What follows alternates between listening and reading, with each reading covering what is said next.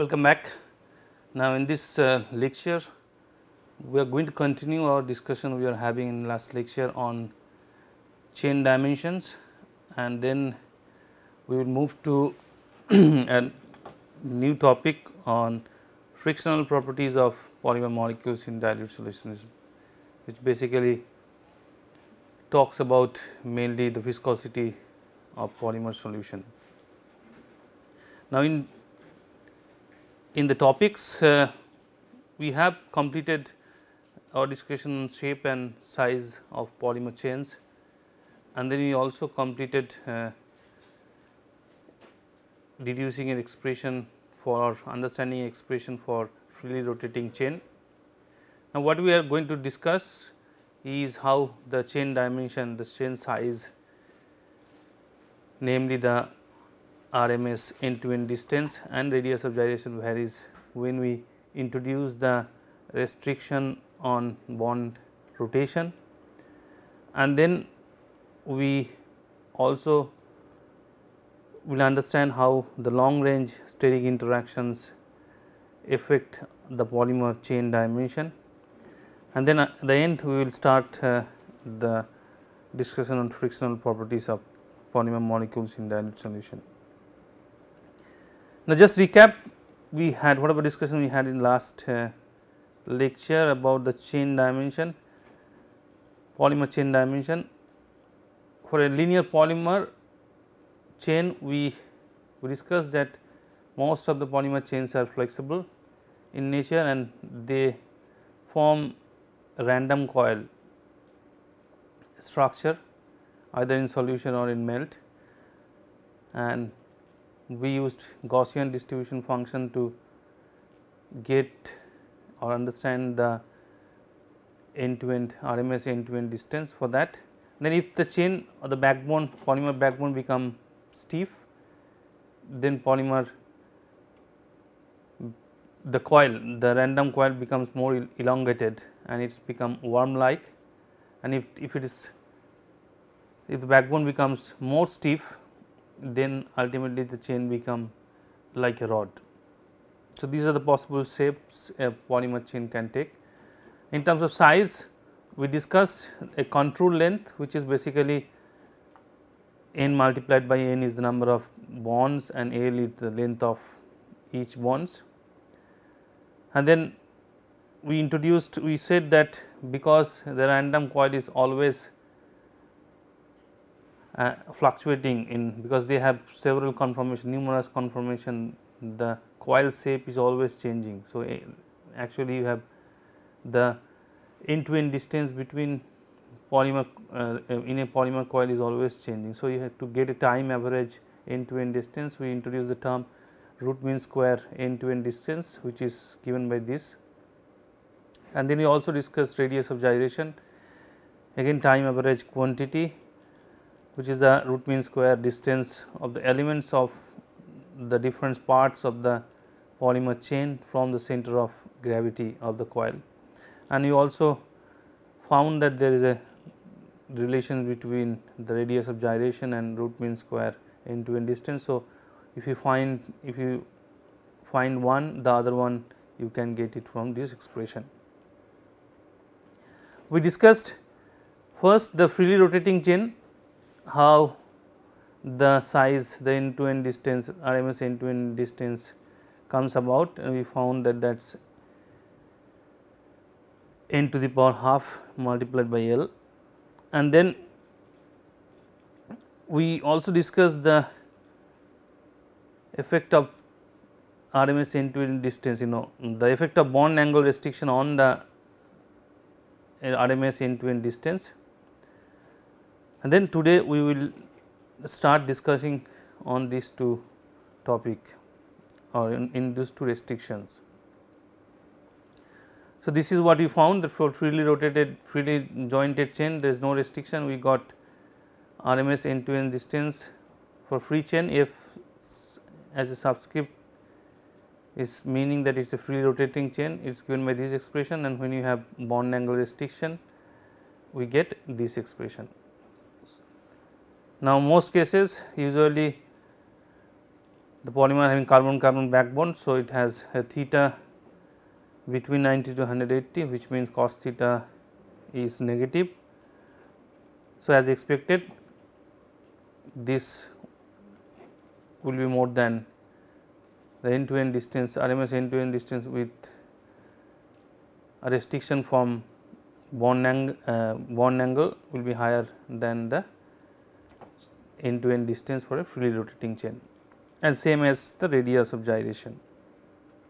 Most cases we have no tetrahedral bond angle is 109.5 degree. In that case, this factor comes out 1.4 times. So, basically the root mean square end to end distance for a bond angle restricted polymer chain would be nearly about 1.4 times of the freely rotating chain's RMS end to end distance. Now, let us talk about the restriction on bond angle bond rotation about the single bond, and which we are talking about because this restriction comes out because of nearby groups. So, this is a short range steric restriction. Now, we start our discussion with a simple molecule of N-butane, and we found out how the conformations, what are the conformations this normal butane can take, and how the potential energy changes with different conformations. Which is, we know that the lower the potential energy, the chances of that being stable is higher. So, this is 1, 2, 3, 4, these are 4 carbon atom in N-butane. We are not writing the hydrogen groups here. Now, this configuration we can put in 2 types of conformations, Sawhorst projection or Newman projection, and then in this case this 1 methyl group and 4 methyl group is trans to each other. So, we are telling this conformation as planar trans, and we can show this conformation in Newman projection like this. These dots are CH3. When these CH3 groups are on the same side in the same plane, they are cis to each other, then we have a planar cis conformation, and this is shown by Newman projection in this. Obviously, this here because of short range steric interaction is lower, this will be much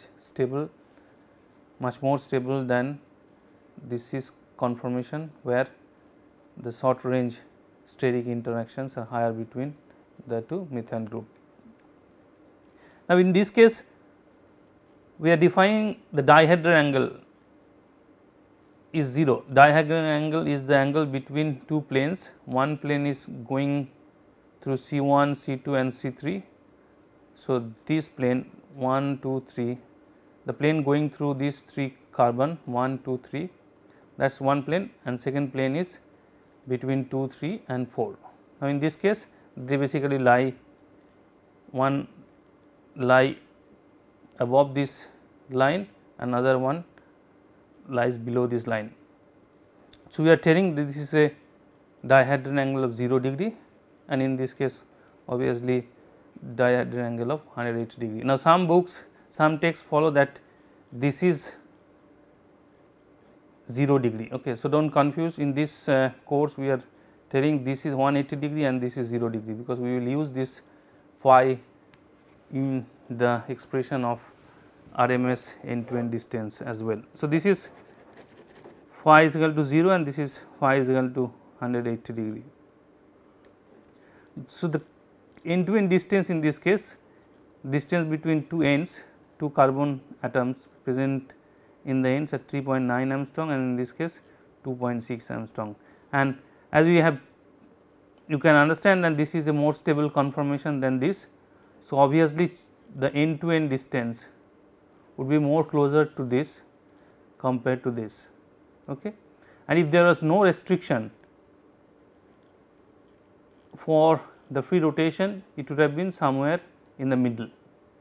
Okay. If there are no restriction on bond rotation, obviously it would have been somewhere in between, in the middle, exactly in middle, but because this gives, when you go from middle towards the planar trans conformation, you get lower energy, lower potential energy, whereas if when you go towards cis conformation, you get higher energy. So, it is always likelihood that your end to end distance will be higher compared to when there was no restriction of rotation. We can show schematically how this potential energy varies with different conformation which we obtain by changing the dihedral angle. This one is the planar trans conformation which I showed. Because these two methyl groups are extremely apart, they have the least potential energy, and you can rotate the, you are looking from front side. So, this is 1, this is 2, this circle is 3 and this is 4. These are the 4 carbon atoms. So, you are looking from front side. If you rotate the C2 C3 single bond, then you will get all this other conformation. If you rotate the C2 C3 on clockwise direction, you will get this conformation. If you rotate in anti-clockwise direction, you will get these other conformations. For example, if you rotate this take this point and rotate 60 degree, then this methyl will come here, this methyl will come here, and this bond will come here, and this bond will go there. Okay. Now, these conformations are eclipse conformations, and these 3 are staggered conformations, and more specifically this is a trans conformation, and these are Gauss conformations. Okay. So, obviously the polymer chain or a butane will have, in this case N butane will more likely to be somewhere here, which will have higher distance between C1 and C4 ends. Okay. Now, if you can imagine, if you now go from N butane to N pentane and then slowly increase the number of carbon atom to make a polymer, then how this potential energy curve will look like. Okay. You can imagine that it will be more towards this region. The minima will be, or the least energy would be, for a larger polymer molecule there will be more such conformations, and the lowest energy conformations will be around here, will be around say 0 degree to 90 degree range. Okay. So, you can imagine that there is numerous possible conformations for a linear polymer. Now, that is very difficult to get the end-to-end distance due to that rotational restriction, short range rotational restriction is very difficult to get theoretically. It is possible for simplest molecule, which is like polyethylene, which gives this term. So, this is the additional term appearing,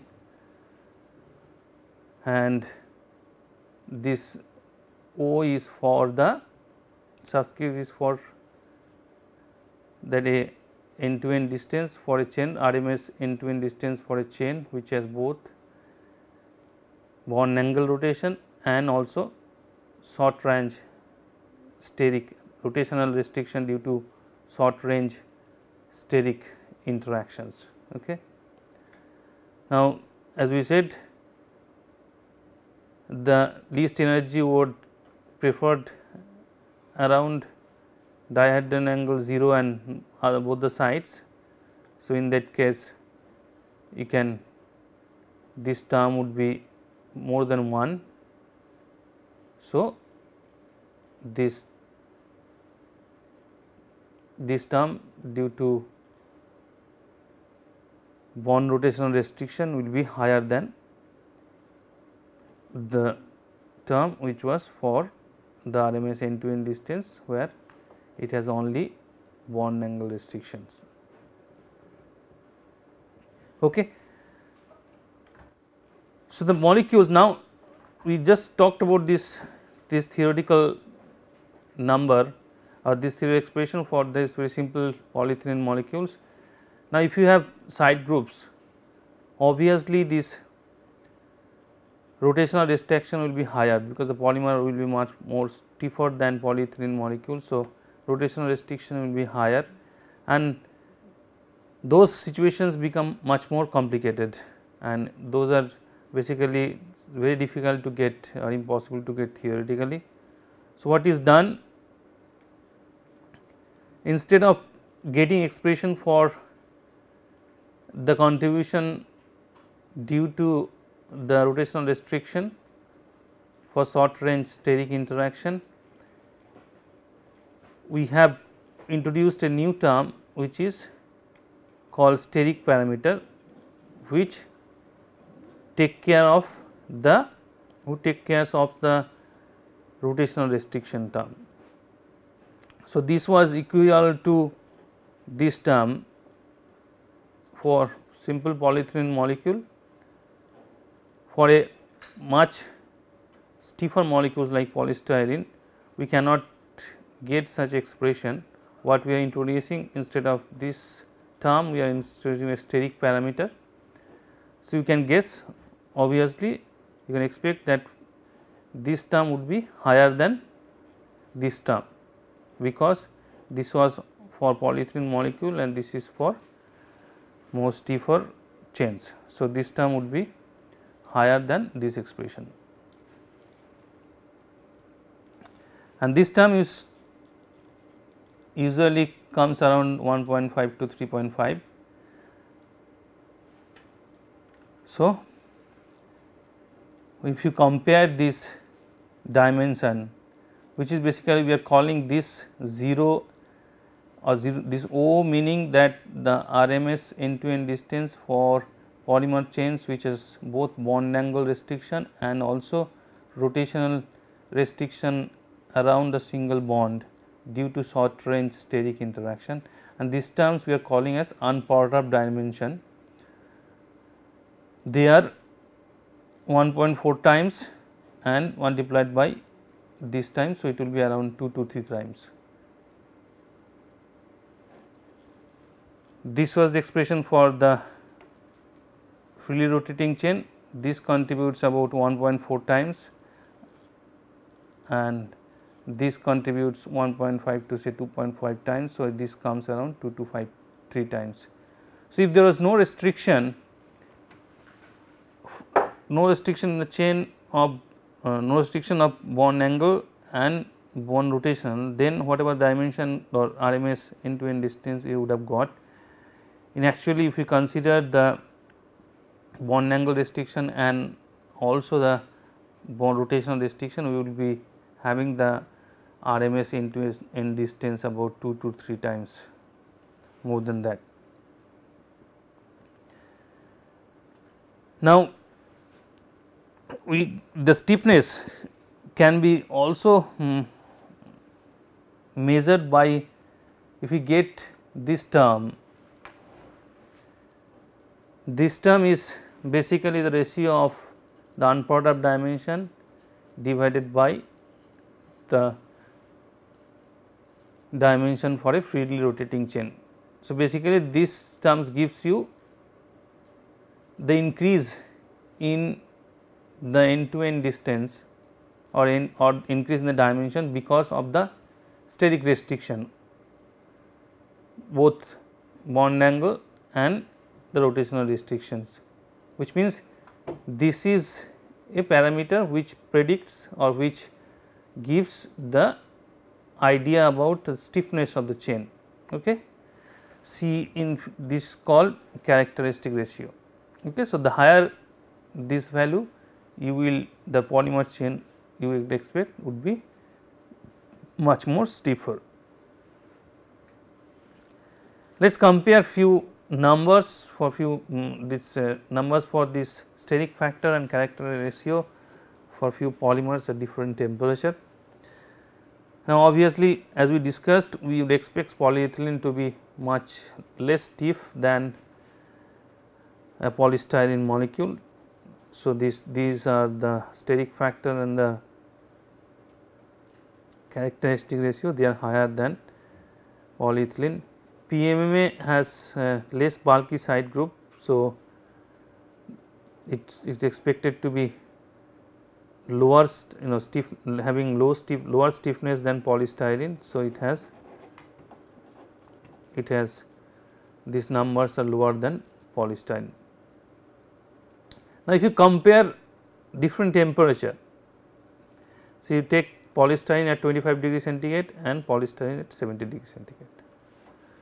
Obviously, if temperature goes up, you expect that the restriction for single ball rotation would be coming down, okay, because you have more kinetic energy because of higher temperature. Obviously, the rotational the restriction around the single bond would come down. So, polymer actually become less stiff, and if you compare these numbers are also telling that the polystyrene is 2.1 here at higher temperature and characteristic is 9.2 compared to a temperature which is lower. Same is the case for PMMA. If you compare the number between 25 and 72, PMMA is less stiff at higher temperature because the rotational restriction comes down as we increase the temperature. Now, look at this number for polycarbonate, this stiffness is even lower. Now, what is the use of this stiffness? Now, when you have a polymer coil or have a polymer substance, now if you impact, if you have a substance, if you impact on that matrix or on the polymer substance, obviously if the chains are flexible, then it can absorb the energy you have produced, you are supplying. So, it will not break, and if it is very stiff, obviously it will break immediately or it will break easily, as you can from your daily life example, glass, because glass is very stiff, it breaks as soon as you hit it, okay. Whereas, if you have a rubber or a soft polymer, if you hit it, it will not break, okay. It just absorb the energy because the glass chains are much stiffer compared to a rubber chains, where the rubber consists of flexible polymer chains. So, they absorb the energy because the polymer can change the conformation and absorb the energy. Now, polycarbonate having lower stiffness given by this number. So, polycarbonate should be, as we explained, should be much more impact resistant polymer compared to say PMMA or polystyrene, and which is a fact. Among PMMA, polystyrene and PC, polycarbonate has much more impact resistant property than the other two polymers.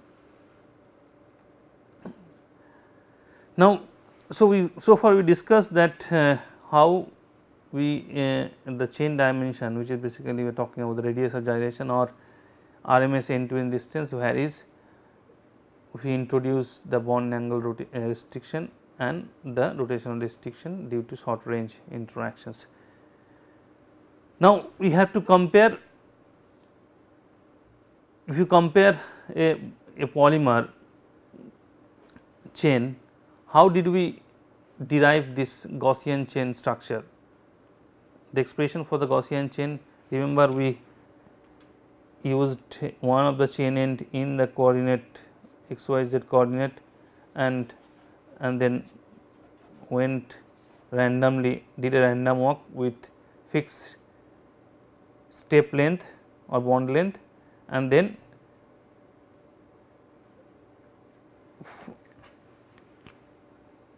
then using radial distribution function Gaussian statistic found what is the probability that the other end would be at a distance r from the origin. Okay.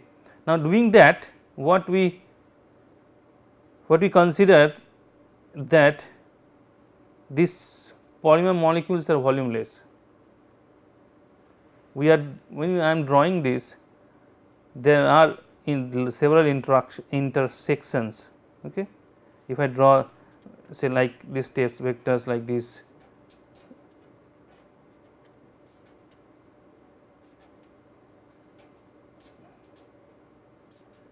these are the steps random walk if the polymer takes, then there are several intersections possible, which is basically when which is happening after several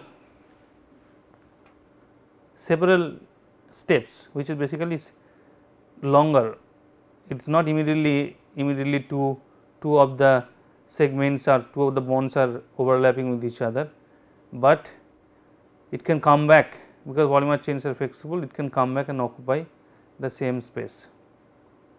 So, now when we deduce this expression, we did not consider that these vectors have volume. So, what happened? The same space in this model, we consider that same space which are the intersection points can be occupied by the two bonds. Okay. But in actual sense, if you have one bonds, if you have say this is one bond, now what I was doing in the model, we were basically putting on top of it in the same on the paper itself, and we were calculating the dimension. But in actual term, because this has a definite volume, you cannot put on the same paper, these two cannot intersect, okay, on the plane of paper. There would be, it has to expand, okay, because this has volume.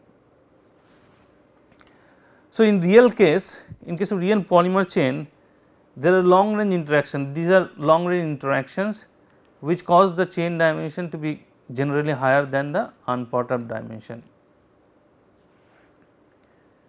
Now, long range interactions are coming because the fact that once a bond occupies a given volume in the space, no other bond can occupy the same volume. Okay. So, if I have a bond here in the space, the same space cannot be,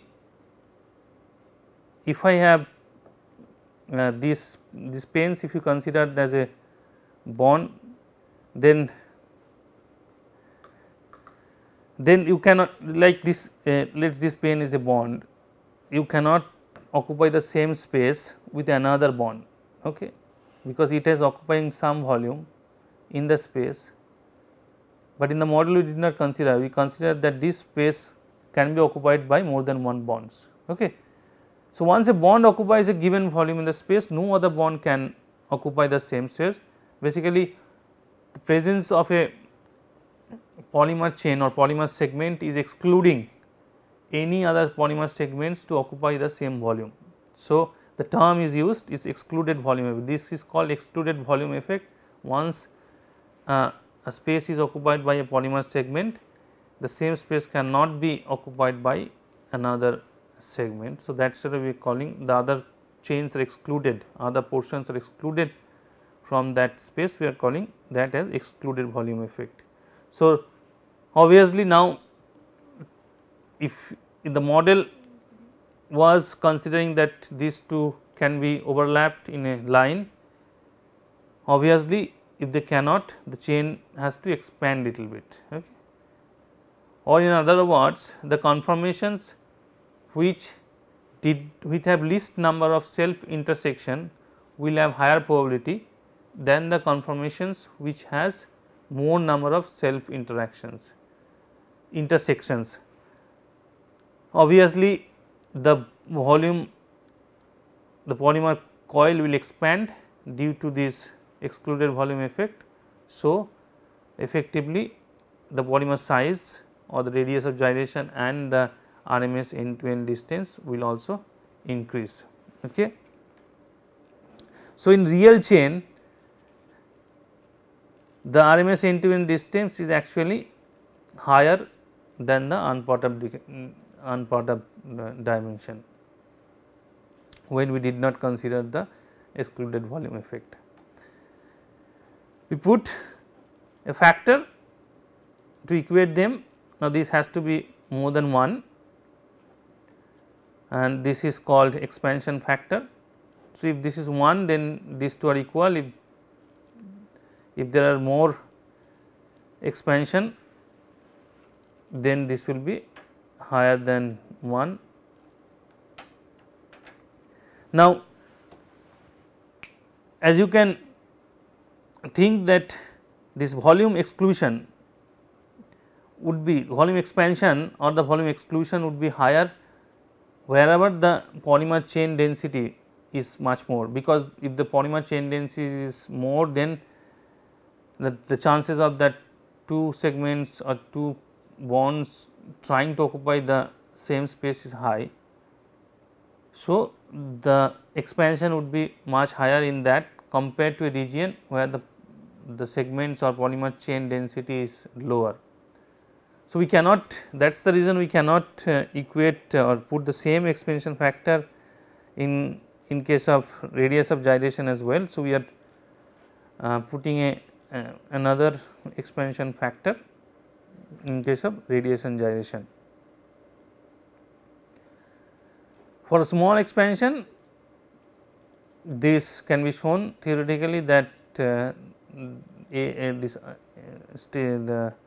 expansion factor for end to end distance higher than expansion factor for radius of gyration, and for large expansion it can be also shown that it is approximately proportional to n to the power 1 over 10.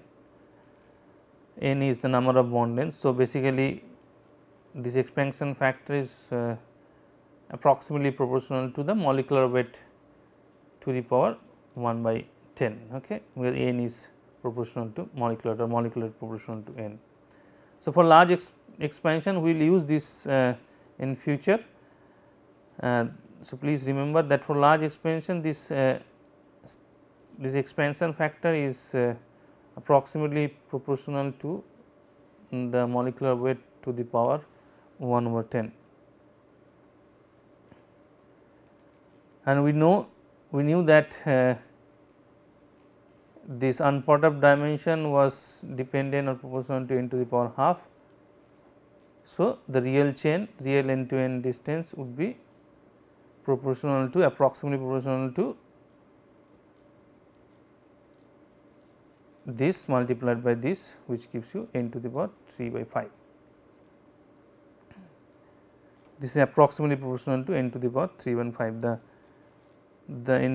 RMS end to end distance for a real chain. Now, what happens when there is more than one chain? In real scenario, if you are talking about a polymer solution or a polymer melt or a polymer mass, obviously there is no single chain, there are many chains. Now, what happened in that case?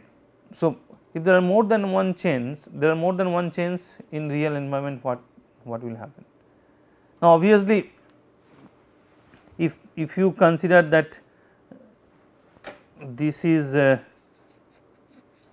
unperturbed dimension, and because of excluded volume this is expanding to avoid all the intersections, okay, self intersection, it is expanding. Now, what if there was another polymer here, which is the case for real case, okay. In real case there are many polymer chains. So, if imagine this is another polymer chain. Now, for to avoid self intersections or intramolecular long range steric interaction, self intersection is caused by the long range steric interactions. They will try to expand. Now, if they are trying to expand, what will happen? They will try to overlap with this chain. Okay. If they are to expand, obviously they will be try to occupy the space which is already occupied by this chain. Okay. Now, then there will be interaction they do not tie because there is already one segment is present, it will not allow, it will exclude the portion from the other chain to come and occupy the same space, because this will exclude any volume from the other segments. So, obviously, the intramolecular long range interactions, steric interactions try to expand the chain, whereas intermolecular long range interactions are basically try to compact the chain and to bring into the unbottomed dimension. Okay. So, there is two opposite effect when you have multiple number of chains. For if you consider single chain, intramolecular interactions, long range interactions try to expand the chain to avoid the self intersections, whereas to avoid the intersections between the segments of different polymer chain, intermolecular long range steric interactions try to compact the chain, and that is nullify in a pure. So, basically in a pure amorphous polymer, this gets nullified and your dimensions become same as the actual dimensions become same as the unperturbed dimension. So, in case of pure amorphous polymer, the expansion factor becomes 1 because there is two opposing effect causing one intramolecular causing the chain to expand, whereas the intermolecular is trying to cause the chain to compact. What happens in this dilute solution? Now, in dilute solution you have polymer, there are not many when you have dilute polymer chain. I wrote this two because we are talking about pure amorphous polymer, there is no solvent. Now, in case of dilute polymer solvent, there is unlikely that two polymer chains will be so close. Okay. So, polymer interaction will be, this exclusion will be less or in lower probability. So, the interaction would be between polymer and solvent. In dilute solution, interaction will be dilute polymer and solvent. Now, if there are favorable interactions between the solvents and the polymer compared to a solvent interactions, obviously the chain will expand. You can anticipate that if the interactions between polymer solvents is favorable compared to the mean interaction between solvent and polymer, the polymer will try to maximize the number of polymer solvent contact, which means it will try to expand the coil dimension, so that you get maximum number of polymer solvent interaction instead of solvent interaction. So, if you have good solvent where the polymer solvent interaction is favorable compared to a solvent interaction, then polymer chain will expand. If you have a poor solvent where solvent polymer interaction are not favorable, then what will happen? Again the intramolecular intersections or intramolecular long range interactions will try to expand, but on expanding it has to come in contact with the solvent molecules, which the solvent molecules do not like. So, they will try to compact the polymer chain. So, in case of a poor solvent, the single polymer chain is tried to, because of excluded volume effect, you try to expand, whereas polymer solvent interaction, because they are unfavorable, they try to compact, and when these two becomes equal, the polymer chain dimension is becomes same as the unperturbed dimension, and you call that solvent as a theta solvent, which basically nullify these two effect. So, good solvent chain expansion, the expansion factor is more than 1. If you have poor solvent, chain contraction happen, and if it is the solvent is such that the theta solvent where the chain contraction due to unfavorable polymer solvent interaction exactly compensate the expansion due to excluded volume effect, and you get back the expansion factor is 1. So, the real dimension of polymer chain becomes same as the dimension as unperturbed chain, that means it is not perturbed by any other polymer or solvents. This now you can justify the why this term unperturbed is coming, because as if it is present alone, it is not perturbed by any other external molecules, whether it is another polymer molecule or a solvent molecules. Okay. So, theta solvent, again the theta solvent, and if your amorphous polymer, the dimension of a real polymer chain is same as the dimension of unperturbed chain. Okay. So, in summary, if the solvent quality is good, obviously the miscibility is high, the delta G mixing is less, and if solvent quality is good, in a dilute solution the chains will separate, they will be isolated to each other, and chain dimension or the expansion factor will be more than 1. So, real chain end to end RMS end to end distance will be higher than the RMS end to end distance for unperturbed chain, and chi, the polymer solvent interaction, will be lower than 0.5. These are all interrelated. For theta solvent, chi is 0.5, expansion factor is 1, chains are still isolated, and Gibbs free energy mixing now comes from only the combinatorial entropy, which is basically small for polymer solvent system, but still negative. Combinatorial entropy is positive, so it contributes negatively, it favors a mixing process. So, in theta conditions still the mixing is possible, favorable, and you get a soluble mixture of polymer and solvent. If the solvent becomes more poor or poorer, it becomes the polymer solvent interaction parameter becomes more than 0.5 and chain starts segregating, and it is just close to, is very close to your. So, basically the contact interaction is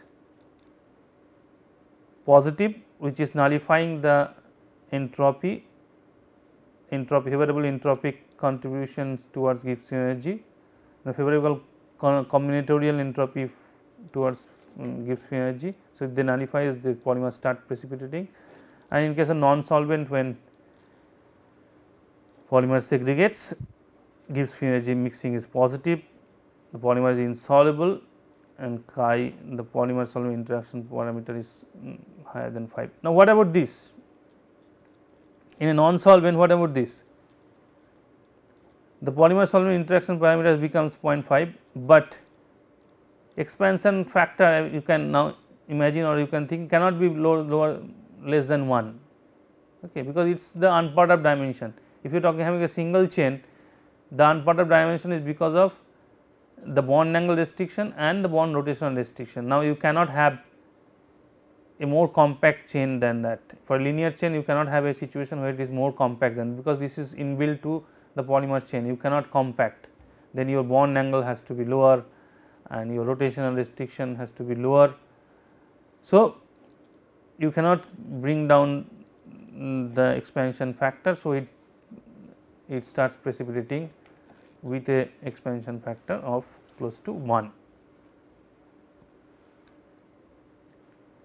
Now, let us move, just have a brief discussion of the, we just now we talked about whatever discussion we have about chain dimension is mainly or mostly or all about linear polymer, which is shown here. This is a similar standard. Now, you can have branches also, you can have short branches and you can also have long branches. Now, long branches can have further branch from itself. So, it is a long chain branching with branches, long chain branching with branches, or you have a linear long chain branching here, okay.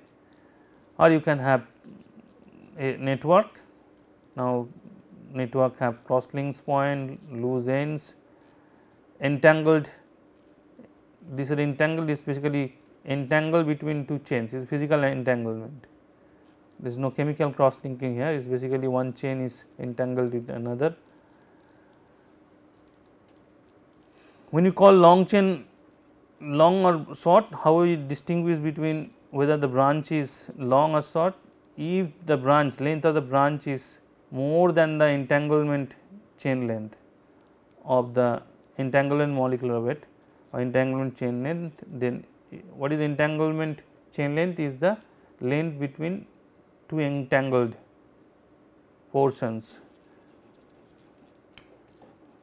So, if the length of the branch is higher than the entanglement molecular weight, then we call that as a long chain branch. How you characterize or define the or sort of gives the parameter describe the branching. Obviously, the branched for same given molecular weight, if you have same molecular weight, because of branches the size radiation gyration will be lower, as you can expect. So, yes, for the branch, radiation gyration for the branch will be lower than the linear for same molecular weight. So, this G would be lower than. So, if you can calculate these two, you can get the extent of branching. The lower is the value of G, the higher is the extent of branching. Now, other branching parameters you can also define is the intrinsic viscosity of branched by linear, we will have more discussion on that, or the hydrodynamic radius of a branched divided by the linear ones. So, basically if molecular weights are same, then because of branches are present, the chain polymer chain will be much more compact. So, the radius hydrodynamic radius or the radius of gyration or the viscosity will be lower compared to linear polymer chain having the same molecular weight. And you can, if you get these properties like viscosity or radius of gyration of these two, then you can find out the extent of branching in polymer. Now, let us move to the next topic, which is frictional properties of polymer solution. We will basically keep our discussion limited to dilute polymer solutions. Now, we talk about frictional properties. First things come in our mind is viscosity. Now, viscosity of a dilute polymer, you must have experienced that viscosity of a dilute polymer solution is considerably higher compared to its solvent. Now, that is because you have large difference in the size of a solvent molecule and the polymer molecule. Because of the size difference, you get this large increase in the viscosity of the solvent, and that increase, the extent of increase by addition of a polymer molecule for a given concentration would be higher if the size of the polymer goes up. So, if you add same amount of polymers of different molecular weight in the same solvent at same temperature,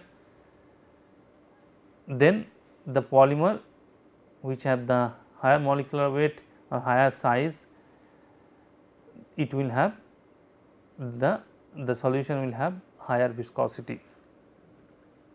For the same concentration, the increase in viscosity of a polymer solution depends on the size of the chain in the solution. The higher the size, the higher is the viscosity, as we discussed, and the size in turns depends on the chain length or the molecular weight, as we have discussed earlier. Chemical structures, chain stiffness, the more higher the stiffness, the dimension or the size goes up, and the molecular environment and chemical nature, what is the constitution, chemical constitution of the polymer, that determine, and what is the solvent you are using, that determines how good is the polymer and polymer solvent interactions. The more the interaction between polymer and solvent, the coil expands. So, you have large the size, so large the viscosity. So, if you have more interaction between, so if you have a higher size, higher chain length, obviously your size will go up, as we have seen that we discussed just now, that if chain length goes up, the molecular weight goes up, the size will be higher. So, viscosity will be higher. If chain stiffness goes up, the size will be up, the viscosity will be up. If there is more interaction between polymer and solvent, the size will be up and the viscosity will be up. Now, there are few definitions of viscosity, you should know this. These are common names of different viscosities and these are IUPAC name. These are most still now the common names are used by many people. Actually, more people uses this term common name than the IUPAC names. This is eta is the viscosity of the solution of concentration of a polymer of concentration C at a given solvent and given temperature, whereas eta 0 is the viscosity of that solvent that particular temperature. So, this eta by eta 0 or the relative viscosity is given by the extent of increase in the viscosity by the addition of polymer at a concentration C. And these are the self explanatory, these expressions which you can look at: specific viscosity, reduced viscosity, inherent viscosities. Intrinsic viscosity is talked about the ability, intrinsic ability of a polymer change to increase the viscosity of a solvent. So, that it gives us very important parameter which we will be using several times in determining the molecular weight. So, intrinsic viscosity relates to the intrinsic ability of a polymer to increase the viscosity of a particular solvent at a given temperature. Because it is an intrinsic ability, the intrinsic viscosity is very gives a lot of useful properties, a lot of useful information, and which will be utilized in determine molecular weight and other things which we will discuss in next lecture. Now, there are two types of polymer chains can we imagine. One is free draining polymer chains, where the solvent molecules when the polymer chain moves in a solvent in a solution, when polymer chains moves in a solution, if the polymer chains moves without the solvent molecules which are associated with this and the solvents molecule move past the polymer molecules, then we are talking about free draining polymer molecules. So, the solvent molecules flow past each segments of the chain, and you can think that it is dominate over rod like molecule. If your molecule is stiff, if your rod like molecule, then obviously when it moves, the solvent molecules will not be sticking to it, it will flow, solvent molecule will flow past each other, and it happens even for flexible chain if the coil size is low, and that is dominate for very short chains. The other one is non draining polymer molecule, which is the case for most of the polymer molecules. So, any linear flexible, any flexible polymer chains are more closer to non draining polymer molecule. Non draining polymer molecule is where the solvent molecules within the coil polymer chain moves along with it. So, if I think this white is the column and the coil, and these circles are solvent molecules. When the polymer moves, it takes the solvent molecules along with it. So, you can imagine that this polymer coil in a solvent is like an impermeable sphere, okay, which consists of the polymer coil and the solvent molecules which are associated with the polymer chain. And happens for large flexible polymer chains, long chains, and this polymer molecule can be represented by one equivalent, this is the equivalent hydrodynamic particle, one has same friction coefficient of the polymer molecule. Okay. So, this is the case where most of the polymers we deal with, we deal mostly with flexible large polymer chains. So, if that polymer moves through a solution, it takes the solvent molecules along with it. So, we consider most of our flexible polymer chains is non draining, and the polymer coil will be thought as a impermeable spherical particles. Now, for this suspension of this rigid or non interpenetrating spheres, Einstein equation of viscosity of a suspension is given by this expression. Again, this is the viscosity of the suspension or the solution, or this is, if you talk about, because we are thinking the polymers as hard particles, that is why the term suspension we are using instead of solution, but in true sense that is a solution. So, eta is the viscosity of the polymer solution, eta 0 is the viscosity of the medium, and this is phi 2 is the volume fraction of the polymer chain. So, what we can easily show that this expression would give this expression.